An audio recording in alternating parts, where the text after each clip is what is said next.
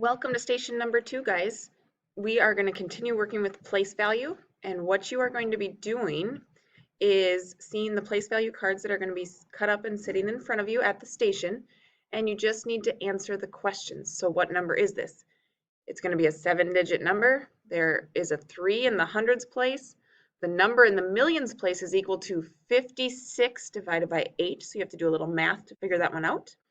There's an 8 in the 10,000s place, and then it says the rest of the digits are equal to 64 divided by 8. So you're going to solve for number 1, and then on your sheet that is sitting back at the station, you are going to record your answer in the number 1 slot right here, is where you write down your answer.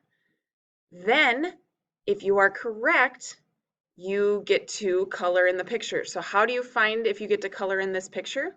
Well, you just open your Chromebook and type in QR reader, and you're going to have your Chromebook up to the number 1 task card and scan this QR code, and it's going to tell you the answer. Now, if you don't get it correct, that's okay, but I want you to go back through and reread to see where your mistakes happen so that you are prepared. Let me know if you have any questions. Enjoy Station 2.